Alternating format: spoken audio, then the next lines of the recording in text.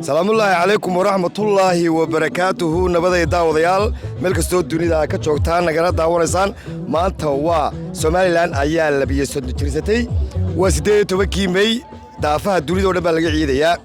ما تعلق عن شغلنا مجال وصلوا إدل كنوروي إن وعنو لتبال تجينو تذكير سوماليلاند هريت واحد تاجن سفير كسوماليلاند وفريد كنوروي محمد هذا محمد بالماس طريقة رانكيغو waxa weeyaan aad iyo aad buu u weyn yahay waa maalin weyn waa 230 sanadood baynu jirnay oo nabada oo horumar ah oo dhismo ah waxaynu maraynaa meeshii ugu wanaagsanayd marka waxaad arki doontaa dadka aynu marka halkan la iskugu yimaado sida ay u faraxsan yihiin adduunyada oo dhan baynu ka daawanay haddaynu reer Norway nahayna maantaynu ismuujinaynaa in aynu dadkeena wax la qabno la dareenahay waana ku mahadsantahay inaad naga duubto oo aadna waraysato waad mahadsantahay halkan isna waxa ii jooga gudoomiyaha xisbiga wadani ee dalka Norway injineer Ahmed waad mahadsantahay wariya dareenkayga maanta aad buu u sareeyaa oo ah waa maalin maanta ay tahay maalintii 18 May xafladeeduna halka ku dhigayno faras magaalaha Oslo maanta marka dareenkayga aad buu u sareeyaa waxaanu u dabaaldegaynaa horumarkii iyo nabadii iyo waxaynu wada gaadhay marka aad buu dareenkayga u sareeyaa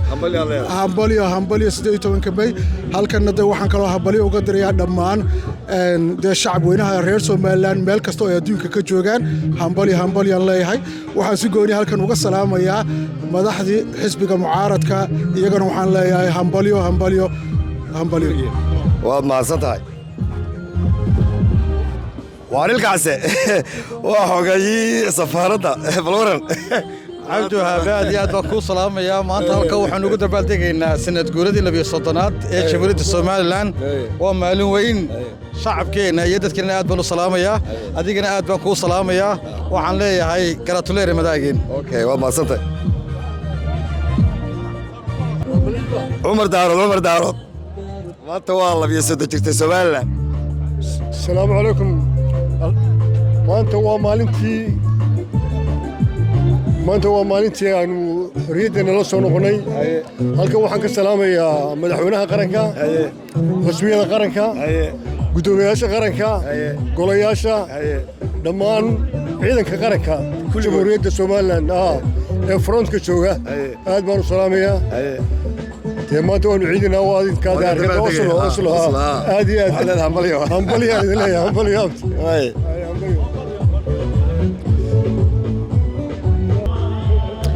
محمد إبراهيم بسم الله الرحمن الرحيم الحمد لله رب العالمين والصلاة والسلام على رسول الله السلام عليكم ورحمة الله وبركاته أولا وان سلامة يا دمان دتك halkan isugu meel quruxda badan leh kastay kala maqan yihiin way manayaan insha Allah waxaan hambalyeeynaa shacabka Somaliland meel kasta joogaanba madax iyo shacabba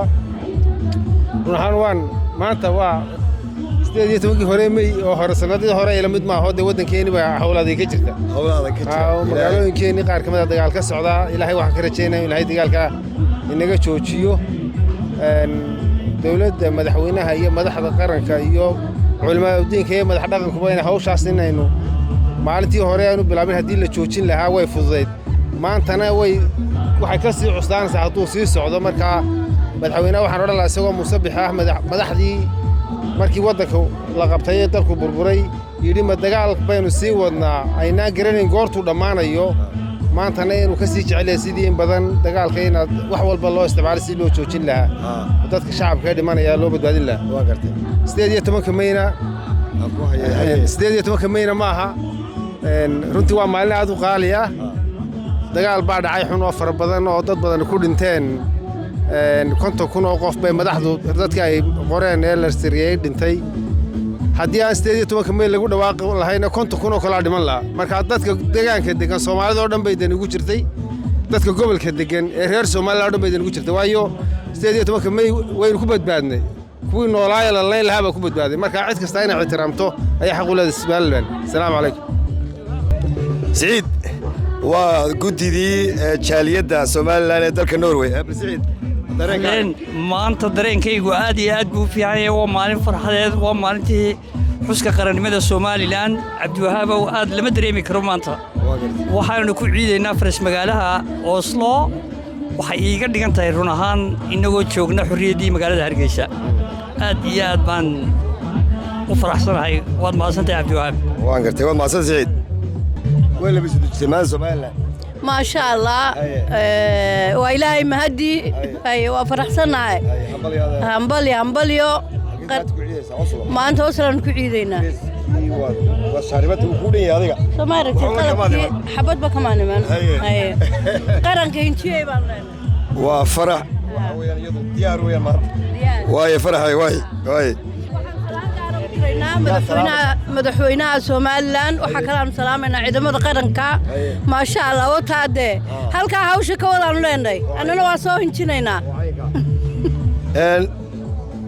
war halkan yala shabuud maanta looma kala harin halka soo istaag ya haye shamisi xagan kamaradana ay kowre bal yaad hambalyeynaysaa maxaad ka leedahay dareenkaaga oo dhan السلام عليكم ورحمة الله وبركاته أولا إلهي بمهدله رب السماوات والأرض مرك اللبادنا وحن همبليين يا أمد Somaliland دل إيه دبد ميلي شوك تبع مدحوينها قرنكا عيدا ماذا فرنت شوكا إلهينا نبتقليه نويدي سنينا وشمس تسكرو شوك تنوروي واو هو شمسي صلب وسفيركي هوري Somaliland dalka Norway u fadhiyay صلب bal maanta dareenkaaga dareenkaygu wallahi uu kaxsan maanta waa maalintii qarannimada Somaliland weeyaan waa sanad guradii 12aad weeye waxaan leeyahay ha jiro oo hore ha u socdo qaranku ayaan leeyahay hambaliyo halkan uga diraya qolooyinka xukuumadda qolooyinka muxuu ahaayay qaranka difaaca kaga jira ya waxaan leeyahay sanadkiisa Ilaahay hayna gaarsiiyo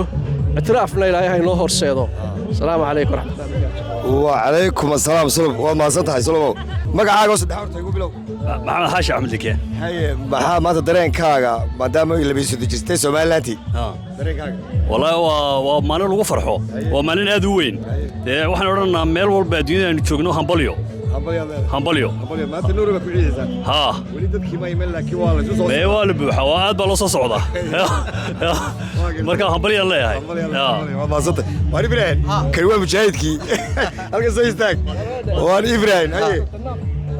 مقع أوسط دحال يتهيتك ما كل مية قوش يا مسك شاريدي كادونتو يقول شيء مركا ما عايقنا واد قرنا يسوي إبراهيم هذه أد بانكو سلامة يا مركو هرس صاحبك مشاهدين عبد الوهاب ما أنت ومالين وين ومالين قرن ومالين دبل تجينو دمان وحن همبلينا يا دمان شالي درس Somaliland ميل شوفتو قدية تبدأ وحن سلامة يا عيد مد قرنك وحن سلامة يا دمان مدحوينها مدحوين بحجينك صدق حسب قرن دمان وان سلامة يا قلياشة دولة أوردن تو مالين أدوين دبل تجينا ونهمبلينا إن شاء الله والله زت إبراهيم مالين عاد وفرحة بدل أو 18 ماي أو أمد إلهي أوردن ميل والبكسو وحلي هاي هرمر يوناك Somaliland إلهي قارسيو لبس كيغا سند والبا ساسانو سو خيدا وانا سند والبا وان وتبابش لي وحلي Somaliland هرمر يا نبدغليو يوناك والله زت إبراهيم halkan waxaa jooga Suldaan Bashiir Geele Suldaan way labiyo soo jirtay Somaliland waa 230 jir 230 sanaba waan ka qayb qaatay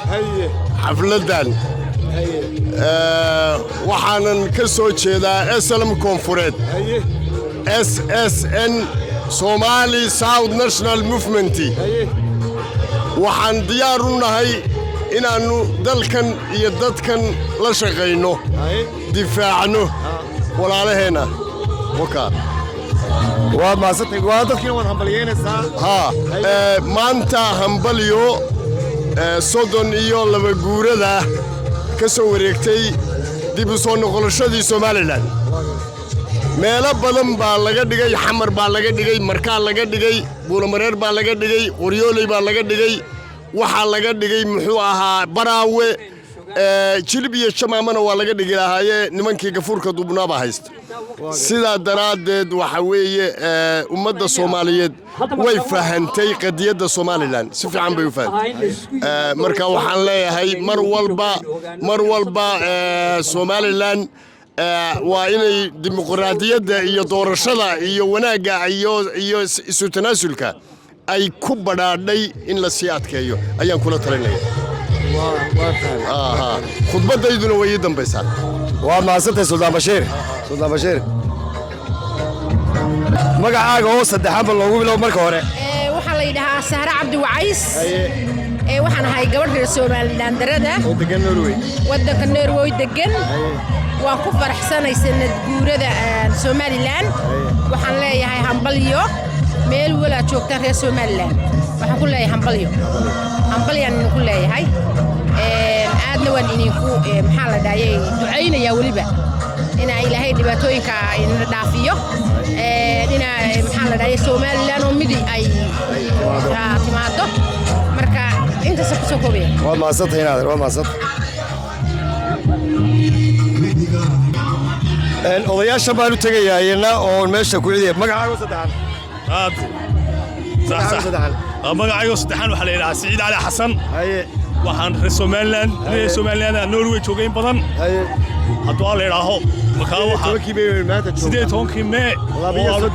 20 sano ka soo wareegay markaa waxaan rajaynayaa ummadda Somaliland barbaashooyin barwaaqo ilaahay nabadgeliyo khayr روب وحوبا إلى أصيل مقرنسا إن شاء الله أبغى يعني لو بدعينيا أطولنا سنة وذلك ما قاعد وصل حال ما قاعد يقول اللي كان هذا كاهن وحنا كسوة هذا Somaliland waxaan u hambaleynayaa ciidamada jiida hore jooga walaalkeena ku jiro waxaan leeyahay guul iyo gobonimo hambalyo ma santahay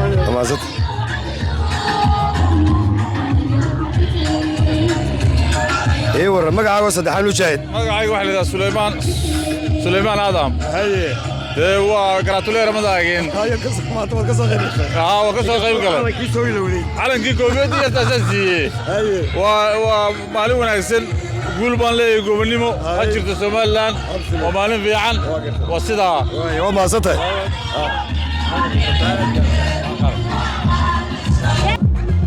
salaam على magacaaga saddexan horta igu bilow magacaygu waa Naciima Cabdiraxmaan Casayr ku nool magaalada madaxda Oslo ana xildhibaan u taagan golaha deegaanka wadanka Norway Oslo waxaan maanta hambalyo leeyahay Somaliland ha noolaato maanta waa la beesoo jirtay Somaliland maanta mar walba waan ka soo qayb galaa xurriyadda Somaliland waxaan leeyahay ha noolaato Somaliland waa gartay Naciimay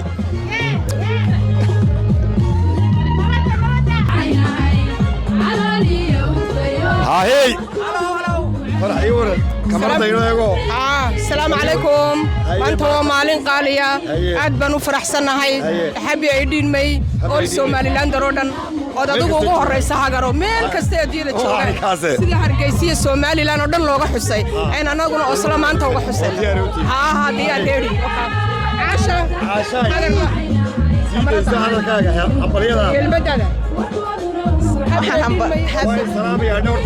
dhammaan waan salaamayaa dadweynaha reer Somaliland meel kasta joogan dal iyo dibadba waxaan leeyahay sanad guuro wanaagsan ilaahay sanado badan oo farxad hayna gaarsiiyo inuu simo ma sata halka waxaa nala jooga الفنان الكبير عبد الرزاق ما شاء الله والله عبدي توغير عادي بانكو سلاميا maanta waxaynu joognaa xuskii edin Mayda 12 guuradii waa Oslo shacabkayga waxaan leeyahay happy edin May adigana waan ku salaamaya adiga aad iyo adiga aniga kooxdeeda badanahay cabdishiid cali xamari idil waa la badan yahay marka caawa halkan baynu ku ciidaynaa beertan insha Allah togeerana aad baan u salaamaya Somaliland dalkayga Axmed Cawad ayaa halkayna taagan Axmed oo balbar ku haysta horta ku soo dhawow togeerar maanta way labayso jirtay Somaliland bal ka waran yaa balyeynaysaa maxaad ka oranaysaa kelmadaada gees walba togeerar waan salaamayaa Abduhaab halkayna taagan waan salaamayaa Somaliland meel kasta ay joogto cidii aragtaa ama dhageysataa waan salaamayaa waxaan si niyada u salaamayaa ciidamada qaranka oo haya gacanta ku haya iyagu jiritaanka Somaliland waxaan kale salaamayaa golayaasha waxaan salaamayaa madaxweyne ku-xigeenka waxaan salaamayaa oo niyad ku salaamayaa dadka reer Norway ee reer Somaliland iyo Soomaalida joogtaba waxaan Ilaahay uga baryayaa in Soomaalida Norway joogta ay Soomaaliis jecel noqdaan oo wada tashado oo wax wada yeesha oo siyaasadda marka laga baxo intaasoo kule waan umnaasantahay waad maasantahay maxamed cabdi waa gudoomiyaha kulmiye ee dalka Norway maxamed Abduhaab aad iyo aad waa ku salaamaya oo mahadsantahay halkan maanta waxa weeye waxaynu dabaaldegaynaa 32 guuradii 18 May marka halkan waxaan ka salaamayaa ummadda reer Somaliland guud iyo dibadba meel ay joogaanba gaar ahaan waxaan aad u salaamayaa ciidamada qalabka sida waliba kuwa faranta hore jooga ayaga iyo ubadkooda iyo faamiliyadoodaba waan salaamayaa ummadda reer Somaliland waan salaamayaa madaxiyo mijaba ilaa madaxweyne ku-xigeen baarlamaanka golayaasha iyo dhammaan ummadda reer Somaliland aad iyo aad baan u salaamay mar labaad iyo mar saddexaad waad maasantahay maxamed cabdi assalaamu calaykum waraxmatullaah aad baan idin salaamay reer Soomaaliland oo dhan waxaan oranayaa sanad guuro wacan oo wanaagsan maanta reer Oslo halkan aan ku bashaalaynaa halkan aan ku dabaldegaynaa alxamdulillah ilaahay baa nabadda noo saqiray aad baan ku salaamay cabdi waxaad adiguna insha Allah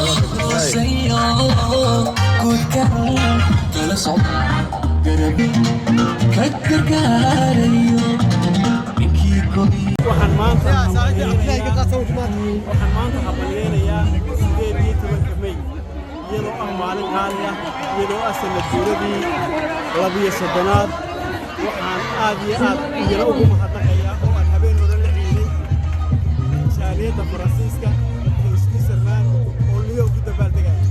dhammaan odayaashii safiirka Faransiiska iyo jaaliyadahaas ka yimid Paris iyo Switzerland si gaar ah ugu mahadnaqayaa